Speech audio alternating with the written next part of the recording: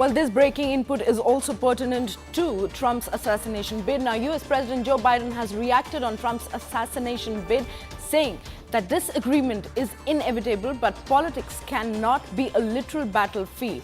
So these are the latest inputs that we are tracking at this point of time. US President Joe Biden has reacted on Trump's assassination bid, saying that this agreement is inevitable, but politics cannot be a literal battlefield. These are the latest inputs that we are tracking from the ground in United States of America. Let's take a look at what more the United States president had to say. You know, the political record in this country has gotten very heated. It's time to cool it down. We all have a responsibility to do that. Yes, we have deeply felt strong disagreements. The stakes in this election are enormously high. I've said it many times that the choice in this election we make in this election is going to shape the future of America and the world for decades to come. I believe that with all my soul. Politics must never be a literal battlefield, or God forbid, a killing field. I believe politics ought to be an arena for peaceful debate, to pursue justice, to make decisions guided by the Declaration of Independence and our Constitution. I'll continue to speak out strongly for our democracy, stand up for our Constitution and the rule of law, to call for action at the ballot box, no violence on our streets. That's how democracy should work. Well, joining us on the broadcast for a better perspective of the entire situation is Akanksha. Very good morning, Akanksha.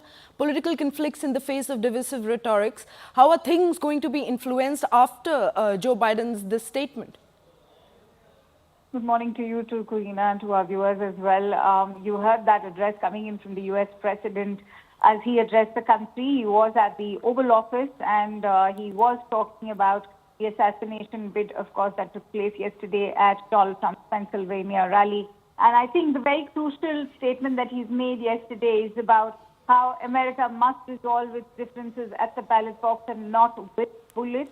And that also goes on to indicate the kind of pressure right now and the impact of this entire thing on the entire Democrats, including the U.S. President himself, who had to cut short his holiday stay and, in fact, make an early return to the White House. Now, to your question, as far as how is this going to now influence the overall political rhetoric, is as far as Republicans are concerned, something we will now be watching as the RNC kickstarts today the Republican National Convention in Wisconsin's Milwaukee. That will be Republican National Convention that will be on from Monday till Thursday. Remember, Donald Trump already clinched a nomination back in March. So this is more like a formality that will be taking place where Donald Trump will be introduced as the official grand old party's candidate. But remember, this entire convention is going to place into perspective how Donald Trump will use that bloody, defiant image of him after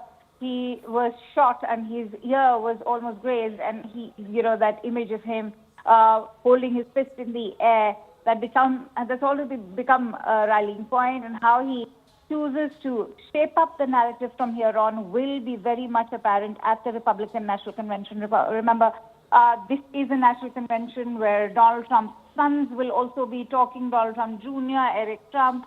At the same time, you also have the former Fox TV television host Tucker Carlson, Vivek Ramaswamy. They all are listed speakers at the RNC. And they're all powerful speakers in their own caliber and capacity. Right. At the same time, the RNC will be nominating the VP choices as well. Mm-hmm. So overall, if you see, the RNC is now not going to leave any stone unturned to, sort of change the mind of the American voters, those who were still perhaps in favor of voting for Joe Biden, right, somebody who's being questioned at the moment for his mental acuity, and there's already a growing chorus within the right, Democrats in terms of how he should be stepping down. Right, Akanksha, thank you so much for bringing all those details.